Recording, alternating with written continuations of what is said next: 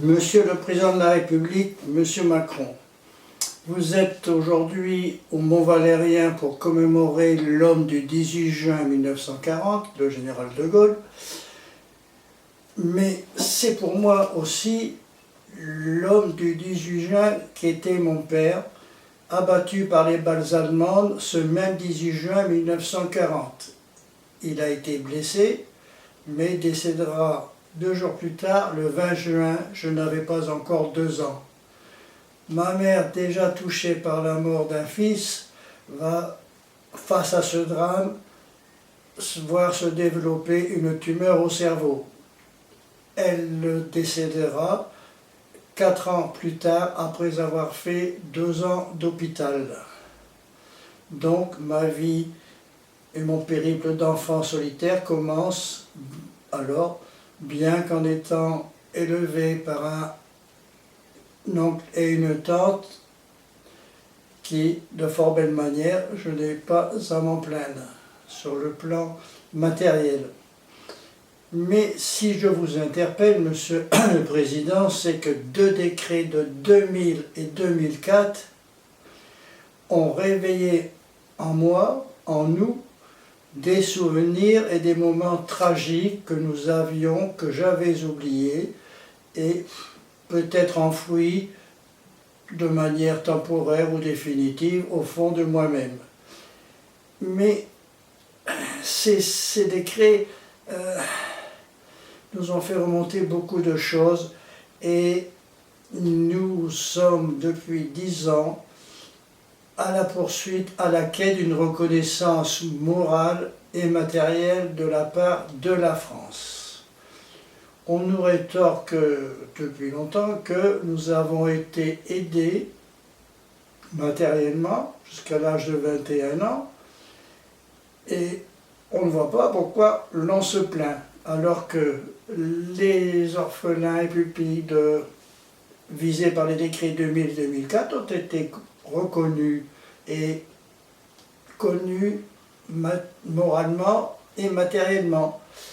Et nous sommes sur le côté de la route, dans le fossé, voire tout à fait au fond du fossé, nous sommes vraiment oubliés. Alors si Madame Dariussec, à qui nous avons adressé plusieurs courriers et qui ne répond jamais, nous dit ce genre de choses, je vais quand même dire que c'est inexact parfois. Personnellement, mes tuteurs, mon oncle et ma tante, avaient demandé une bourse pour que je sois instituteur comme mon père, donc que je puisse aller au lycée à Amiens, ville que vous connaissez bien, Monsieur Macron. Et puis, la réponse a été non. Vous ne pouvez pas avoir de bourse pour votre pupille puisqu'il n'y a plus d'argent. Alors ensuite, là-dessus, et peut-être avant surtout, il a fallu payer les frais d'hôpitaux de ma mère. Pour ce faire, tous les biens de mes parents ont été vendus aux enchères pour régler donc ces fameux frais d'hôpitaux de 2 ans à Paris. Et voilà donc comment faire, Monsieur le Président de la République, nous vous interpellons pour que quelque chose de concret se passe. Je voudrais ajouter, Monsieur Macron, que le 26 avril 2017, lorsque vous étiez candidat à la présidence de la République, je vous envoyais un courrier et avec ce courrier, qui expliquait ce dont je viens de vous parler, était joint un livre. Si mon père ou ma mère avaient été là, coécrit, nous étions 4, et un d'ailleurs est décédé. Le fait de faire remonter des souvenirs, ça nous a permis, grâce à un professeur d'histoire de la faculté de Toulouse, qui nous encourageait à publier ce livre, à établir certains faits, voire à retrouver certains faits. Alors ce livre, vous l'avez reçu puisqu'il a été confirmé par le Palais de l'Élysée que vous l'aviez, mais je n'ai pas eu de nouvelles concrètes. Puis le 7 mai 2017, je vous adressais un autre courrier, mais cette fois-ci c'était un courrier de félicitations pour votre élection en présidence de la République, dont je me réjouissais. Et puis, pas de réponse non plus, sauf réponse bateau, le président avait reçu votre courrier, etc., etc. Et en désespoir de cause, en regardant sur la toile, comme l'on dit, je me suis aperçu que Mme Macron, il était dit que Mme Macron répondait à tous les courriers qu'on lui envoyait. Donc le 11 octobre 2018, je lui ai envoyé une copie de courrier que je vous avais déjà adressé, plus une lettre récente et aussi ce livre-là qui elle a reçu. Et puis, puisque l'Élysée m'a dit que ça avait été livré je ne sais plus quel jour, enfin bref, Mme Macron l'a reçu. Donc trois courriers, donc vous, M. Macron, vous, Mme Macron, vous avez chacun un livre dont je n'ai plus de nouvelles, je ne sais pas si vous l'avez lu, même aperçu. Et voilà, donc notre quête notre demande de pépit de la nation, d'orphelins de guerre, c'est de faire en sorte que quelque chose se passe, que le gouvernement puisse concrétiser nos demandes, que ce soit une demande de reconnaissance morale, mais aussi une reconnaissance matérielle, puisque beaucoup d'entre nous, surtout ceux de 39-45, sont âgés et ont des besoins.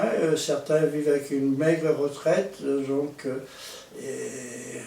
une chose bien concrète financièrement serait la bienvenue. D'autre part, je vous signale que j'ai tourné, suite au livre qui était paru, que nous avons édité, avec M. Olivier Delacroix, pour France 2, nous avons tourné, enfin j'ai tourné plutôt en 2012 une vidéo. Cela a pris 2 jours et demi de tournage dans ma maison, à l'intérieur, à l'extérieur. Et puis, le thème de cette vidéo, c'était l'orphelin. Mais en fait, 5 vidéos ont été tournées, 4 seulement ont été diffusées sur France 2. Et j'ai appelé M. Olivier Delacroix, parce que j'avais son numéro de téléphone personnel, pour lui dire comment se fait-il que ça n'a pas été diffusé, ma vidéo, sur l'orphelin. Et il m'a dit qu'il ne savait pas pourquoi, etc., que la société avait déposé le bilan, enfin bref. Et j'ai regardé ces vidéos, celles qui étaient parues. Mais je me suis aperçu que ces vidéos, les orphelins, c'était des gens, des gosses, des enfants maltraités, martyrisés par des parents alcooliques, drogués, etc. Donc mon cas n'intéressait personne, n'intéressait pas les médias. Vous savez très bien comme moi que les médias, qu'ils soient télévisés ou papier, s'il n'y a pas l'accroche, le truc qui fait sensation, ça n'intéresse personne. Donc le pauvre orphelin qui avait passé comme il pouvait sa vie, ça n'intéressait personne, donc pas de diffusion, pas d'excuses de France 2, ni quoi que ce soit. Ensuite, nous nous battons depuis quand même 10 ans, et notre association, la FNAPOG, avec nos différents présidents de fédération, ont interpellé les députés qui vous ont écrit à Mme Dariussec, mais la réponse est toujours la même. Mais que veulent donc ces gens? Et ils ont été gâtés entre parenthèses, gâtés jusqu'à l'âge de 21 ans. Donc, et de toute façon, la réponse de Mme Dariussec, comme toutes les réponses précédentes, c'est du copier-coller. La réponse est toujours la même, pas besoin de la lire. Donc notre site, là, FNAPOG, qui est très vivant, sur lequel paraissent toutes les semaines beaucoup d'éléments, etc. Personnellement, je fais des récits historiques, les collègues font d'autres récits, et c'est lu quand même par pas mal de gens, et ça commence à intéresser le monde. Alors, le site internet, c'est fnapog.fr. Je ne sais pas si vous aurez le temps, parce que je sais que votre fonction vous laisse peu de temps libre, mais peut-être que dans vos aides, peut-être quelqu'un ouvrira-t-il ce site pour voir ce dont il retourne. Je voudrais aussi, d'autre part, vous signaler, mais là c'est un cas personnel, que de mon père, je n'ai que cette alliance. Et cette alliance a été retrouvée dans un tas de terre au cimetière où a été inhumé mon père. Le cimetière, c'est Le Meillard, à 30 km d'Amiens. Et tout ça parce que quand ma tante, la frère de mon père, est décédée, son mari, mon oncle, a voulu mettre la sœur et le frère ensemble. Donc on a exhumé le cercueil de mon père, mais comme c'était très très ancien, on a réduit le cercueil et on l'a mis avec celui de ma tante. Et puis le reste de la terre, tout ça, c'était jeté sur un tas. Et puis quelques mois après, un monsieur a vu quelque chose qui brillait sur ce tas de terre. Il l'a rapporté à la mairie et la mairie, avec l'inscription qui est dedans, il y avait marqué Roland à Louis, avec la date marquée aussi, et le maire, puisque c'était une famille toujours qui est la même, de père en fils qui était maire, a connu mon père, ma famille, donc elle a fait la relation, elle a averti un cousin qui m'a remis un peu de temps après cette alliance. C'est le seul souvenir de mon père. Et vous savez, quand j'ai récupéré cette alliance, ma gorge est nouée, enfin bref, tout est remonté à la surface. Et je suis encore maintenant ému parce que, voilà, moi j'ai ce souvenir, d'autres orphelins, etc., n'ont pas eu la chance que j'ai eu de retrouver un morceau. Et tous ces orphelins de guerre, surtout ceux de 39-45, quand même, qui sont âgés de plus de 80 ans, attendent de la France, de vous, Monsieur le Président, un geste fort capable de faire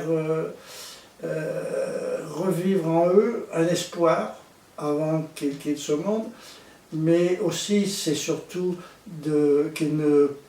qu'on ne se retrouve pas méprisé comme on l'est actuellement de la part de beaucoup de politiques, j'ose le dire. Et on n'intéresse personne parce que peut-être qu'électoralement, on n'est pas assez nombreux. Et voilà, donc mon cœur a parlé. Je parle aussi bien sûr au nom de mes collègues, de mes amis pupilles et orphelins. Et j'espère avoir quand même un retour dans tout cela. Voici, donc je vous remercie, Monsieur le Président. J'ai peut-être été assez long, j'ai peut-être été répétitif pour certaines choses, mais je fais comme je peux. Et j'espère avoir quand même une retombée personnelle en mon nom et au nom de tous les pupilles et orphelins de guerre qui méritent bien autre chose qu'un mépris de la part de la France. Nous voulons être reconnus moralement, matériellement, et qu'enfin on arrive à concrétiser cette action. Notre combat depuis plus de 10 ans est toujours au même point. Non, vous n'aurez rien, non, vous n'êtes pas intéressant, non, etc., etc. Voilà. Merci, Monsieur le Président. Au revoir.